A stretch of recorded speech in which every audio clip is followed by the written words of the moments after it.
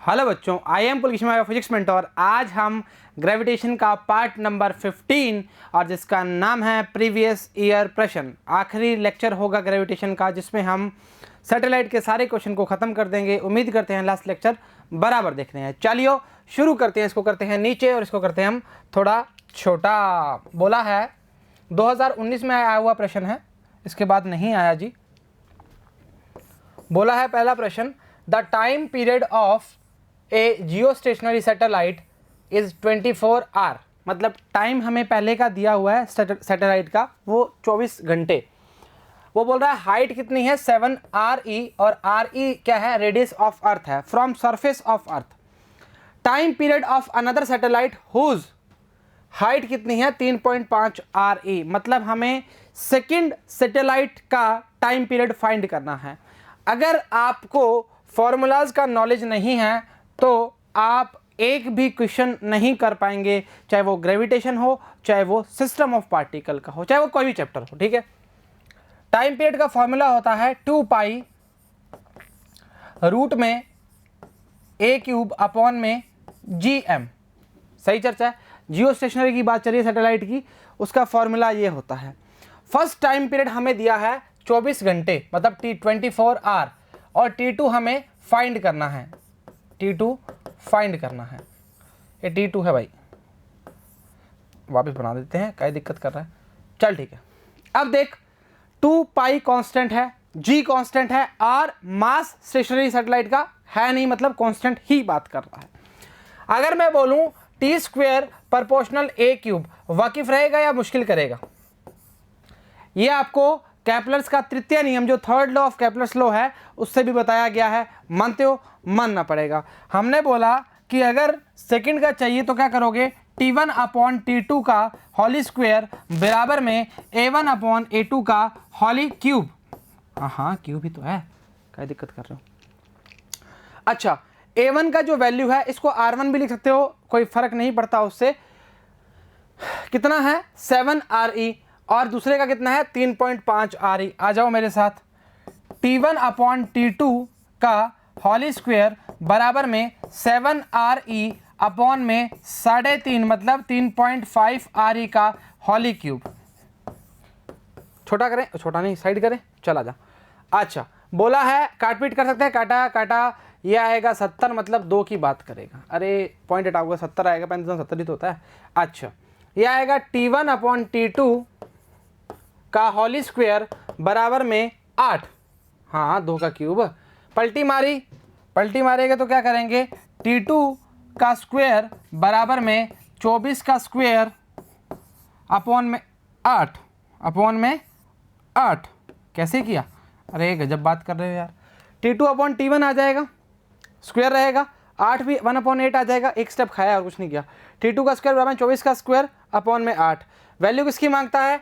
T2 की मांगता है, तो आएगा 24 अपॉन में रूट का 8। तो ये आएगा 4 दूनी 8, 2 रूट 2 की बात करेगा, मतलब 6 रूट 2 की बात करेगा। आर्ट्स में बात करेंगे, T2 का वैल्यू आपके पास आ जाएगा 6 रूट 2। ऑप्शन नंबर पहला करेक्ट है। ये हमने सही नहीं किया, हमारे हाथ से लग गया था। 2019 में आया हुआ लल्लू सा प्रश्न। ठीक है, हलवा प्रश्न आते हैं, आप पे डिपेंड करता है आप कैसा करना चाह रहे हैं। आ जाइए जी, आंसर देखेंगे, आ जाइए। 2 पाई A³ रूट में GM, आपकी इच्छा है R भी ले सकते हैं, फर्क नहीं पड़ेगा। R is the radius of अर्थ की बात करता है। चल सही, काट पीट के जो आंसर आएगा यही आएगा। आपकी इच्छा है ऐसे कीजिए, आपकी इच्छा है कैसे भी कीजिए। एग्जाम्पल नंबर 2 बोला गया है, एक remote sensing satellite of earth है, revolves in a circular orbit की बात कर रहा है। एट हाइट कितनी है 0.25 10⁶ above the surface of earth. If earth radius कितनी है 6.38 10⁶। ओहो, जी की वैल्यू 9.8। ऑर्बिटल स्पीड की बात करना प्रारंभ कर रहा है। ध्यान रखना जी, किसी भी हाइट की बात चल रही है तो सीधा फॉर्मूला रूट GR से नहीं कर पाएंगे, कुछ काम करना पड़ेगा। क्या करेंगे, एक फॉर्म और बताई थी, रूट में GR + H for height orbital velocity. कितना होता है, वैल्यू कितना है, आ जाओ मेरे साथ, वैल्यू रखो। V0 की वैल्यू क्या है, ऑर्बिटल की बात कर रहा है। हाइट कितनी है 0.25 10 की पावर 6। अच्छा, अर्थ रेडियस कितनी है 6.38, 6.38 10 की पावर 6। हाँ, रूट में जी है तो 9.8 लगा। आर प्लस एच का मतलब क्या हो गया, आर क्या है ये है, एच कितना है ये है 6.36 10 की पावर 6 प्लस नीचे लिख रहा हूँ बेटा 0.25 10 की पावर 6। वाकिफ है, होना पड़ेगा, आसान चीज़ है। कुछ भी नहीं पूछा, ऑर्बिटल स्पीड पूछा, वही निकाल रहे हैं। ऐसा करो, एक काम करो, काट पीट के जो आंसर आएगा आपका आएगा 7.76 किलोमीटर पर सेकंड की बात करेगा। वैसे तो वैल्यू आएगी 3 में, मतलब 10 की पावर 3 की बात करेगा, वो हम क्या करेंगे किलोमीटर में चेंज कर देंगे। मानते हो काट पीट के ही हल लिया गया। 2015 में लल्लू सा प्रश्न आया, ठीक है, वाकिफ हो, होना पड़ेगा, आसान चीज़ है। इस पूरे में आपको ध्यान रखना जी, मैं आपको क्या बोलता था, सारे क्वेश्चन फार्मूला बेस्ड होते हैं, कुछ क्वेश्चन आते हैं वो थ्योरी बेस्ड आते हैं, वो आपको बता दिया जाएगा। और थ्योरी अगर पढ़ रहे हो तो कोई दिक्कत नहीं आएगी, इस चीज़ की तो गारंटी है। 2015 में आया वो प्रश्न, ऑप्शन नंबर सी इज बिल्कुल करेक्ट की बात करना प्रारंभ कर रहा है। चलो अगला देखते हैं। हाँ, 10 की पावर 3 की फॉर्म में आएगा भाई, -3 जो भी है उसकी फॉर्म में आएगा और हम काम करना स्टार्ट कर देंगे।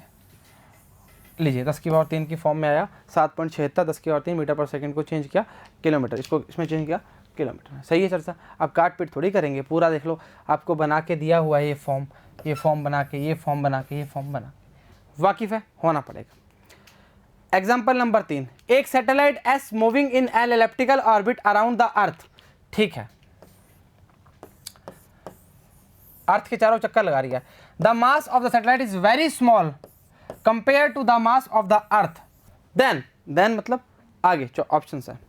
अच्छा एक बात बताओ, जब हमने ऑर्बिटल स्पीड की बात करी है, सैटेलाइट मूव कर रही है, उसको अंदर एक फोर्स खींचता है जिसको हम बोलते हैं ग्रेविटेशनल फोर्स की बात करना स्टार्ट करते हैं।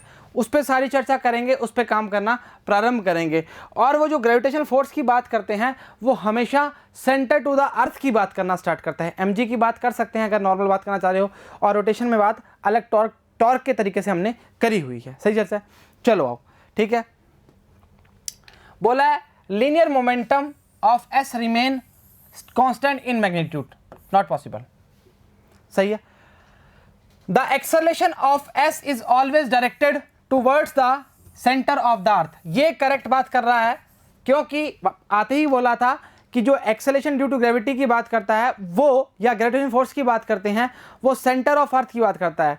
और इस क्वेश्चन में तो साफ साफ बोल के दिया हुआ है the mass of satellite is very small as compare to the earth की बात कर रहा है, तो वैसे ही बहुत जल्दी खींचेगा उसको। चर्चा से वाकिफ होना पड़ेगा। ऑप्शन नंबर 20 बिल्कुल करेक्ट। आगे वाले ऑप्शन पढ़ने की आवश्यकता नहीं है, अगर पढ़ते हो तो पढ़ लो। 2015 में एक और प्रश्न आया हुआ है। Option number 20 correct.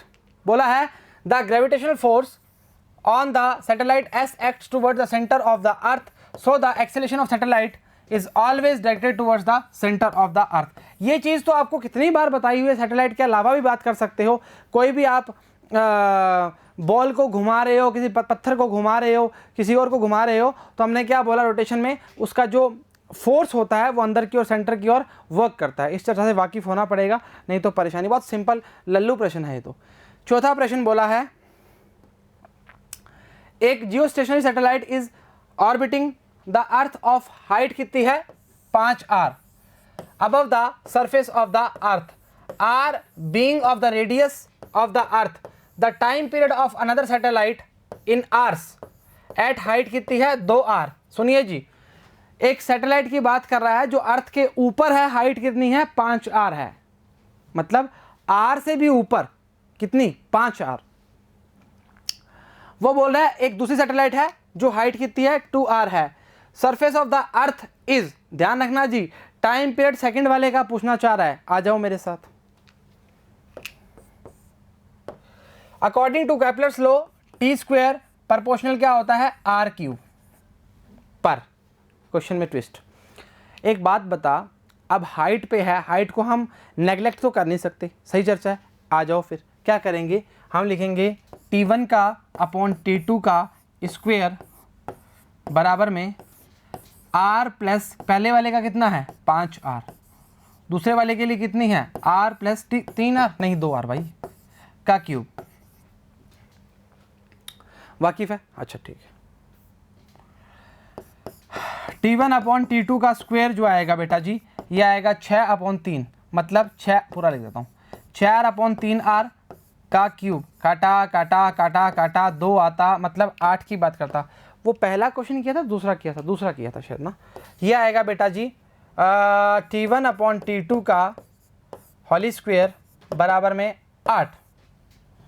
हाँ, और अगर हम बात करें T2/T1 की, और बराबर में आएगा 1/8 और इसका स्क्वायर। मेरे को कुछ लोचा लग रहा है, अरे नहीं है लोचा रे, दिमाग में आ रहा है लोचा।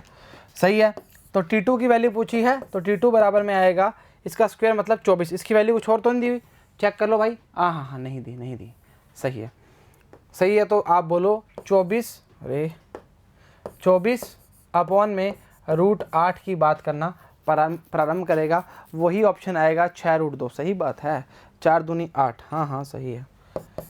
करके दिखाएं क्या? 12 × √2 × √2, बच्चों की तरह आ जाओ। यह आएगा 2√2 कटा कटा 6√2, answer option number C is correct. लोचा लग रहा है कुछ, 5 6 8, सही है। Option number C is correct. 2012 में पूछा गया सिंपल सा प्रश्न। एक क्वेश्चन ऐसा पहले भी आया था ना, चलो कोई बात नहीं। सही बात है। इसने क्या किया भाई ने, उल्टा लेके काम कर दिया। उल्टा लेके काम करेगा, फ़र्क कुछ नहीं पड़ेगा, 6√2 ही आंसर आएगा। हमें उससे क्या फ़र्क पड़ता है, हमने T1/T2 लेके कर लिया। मेरे को लगा इसने ऊपर उल्टा लिया है, सही है, कोई दिक्कत वाली बात नहीं। H की जगह इसने माना है R की बात करना प्रारंभ करो, तभी हमारी चर्चा बनेगी, नहीं तो काम हो जाएगा खराब। आगे देखते हैं जी। If VE is escape velocity and V0 is the orbital velocity is satellite for orbiting close to the earth surface, then these are related by, बताओ बताया था या नहीं बताया था? Relation between orbital velocity and क्या था दूसरा, एस्केप वेलोसिटी, बताया था ना। क्या आया था, VE = रूट में 2V0 की बात करना प्रारंभ करता था। पर अच्छा, जो बच्चे नए हैं उनको थोड़ा प्रूव करवा देते हैं ताकि दिक्कत परेशानी दुविधा ना आए जी। प्रूव क्या, 2 लाइनों का प्रूव है, कहानी खत्म कर देंगे। एस्केप की बात करते हैं, वो आती है रूट में 2GR। अगर आपको GM/R से याद है तो वो भी कर सकते हैं, तकलीफ नहीं आएगी। ऑर्बिटल की बात करेंगे, इसको लिखेंगे रूट में GR। अच्छा, इसको मैं ऐसे लिख दूं, √2 और रूट में GR। पहली, दूसरी समीकरण 1 व from equation first and second to VE/V0 क्या आएगा, √2GR रूट GR काटा काटा, VE की वैल्यू क्या आएगी, √2V0। ऑप्शन नंबर डी है क्या? अरे बिल्कुल करेक्ट बात कर रहे हो, 2012 में पूछा गया सिंपल सा प्रश्न। अगर, अरे यार वही बात बारी बारी, अगर आपको फॉर्मूलाज आते हैं तो आपको 1% की भी दिक्कत नहीं। और ये तो डिब्बे में बंद कर, स्लेट में बंद करके भी बताया था कि बेटा ऐसा पढ़ लो, ये चीज़ आ सकती है, और आई हुई है, ये बता के भी हम गए थे। चलो कोई नहीं, क्या फ़र्क पड़ता है। देखो V0 की वैल्यू रूट में है, और पहले हमने VE में प्रूव किया है, इसमें पूरे में VE है, तो बात बनती नहीं।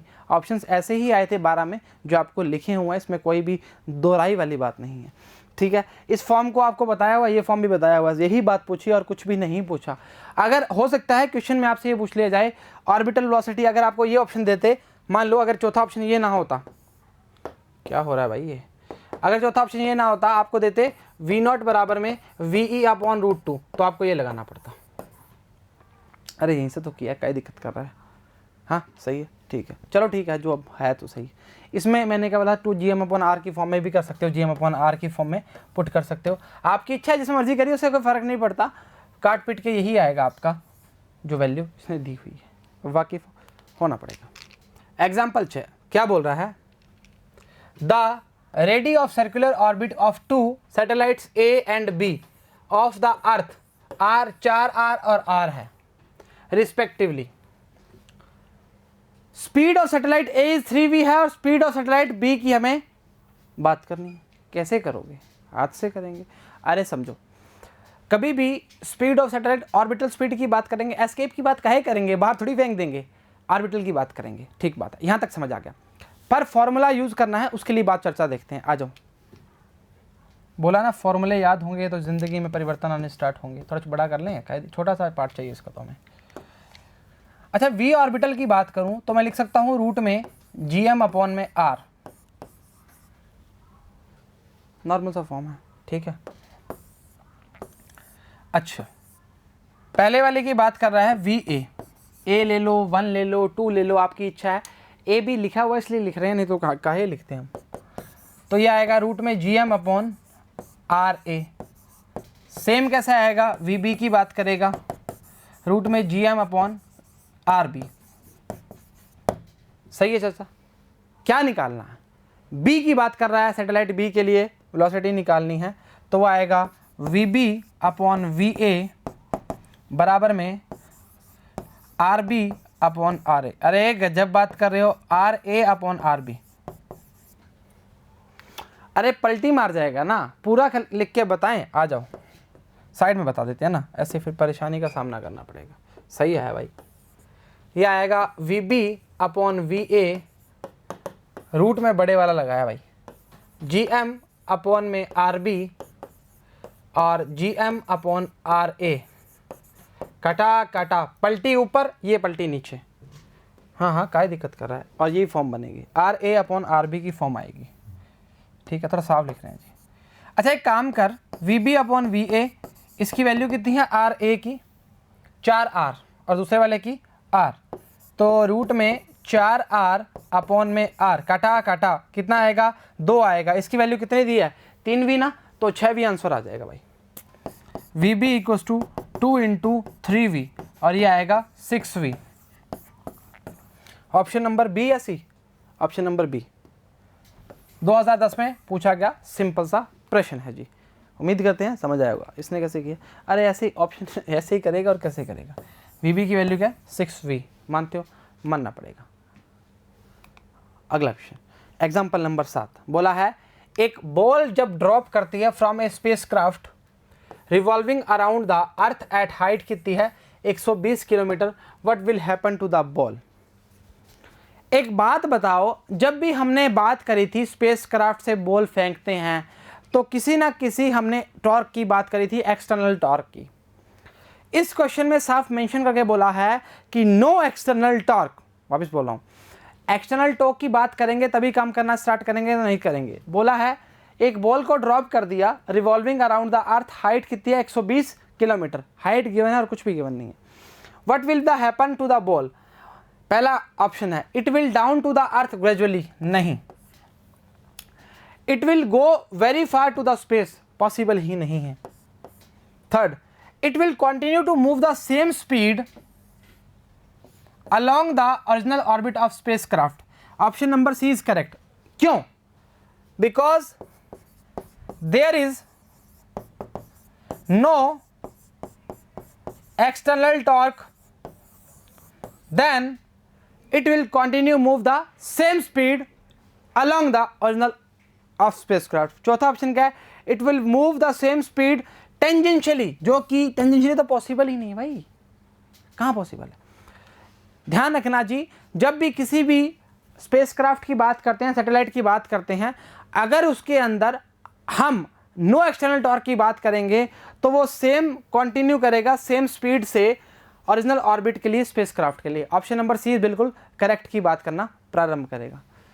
बोला है since no external torque is applied therefore according to law of conservative of angular momentum the ball continue to move the same angular velocity along the original orbit of the spacecraft। Option number C is correct था। आखिरी प्रश्न है आपका, ये बहुत पुराना है इसलिए नहीं लिखा, बता रहे हैं बारी बारी आपको, इस चीज को थोड़ा सा मद्देनजर रखना। एक सैटेलाइट ए है, मास m है, distance r from the centre of the earth है।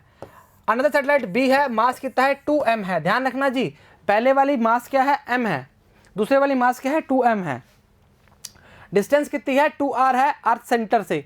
The time periods are in the ratio of.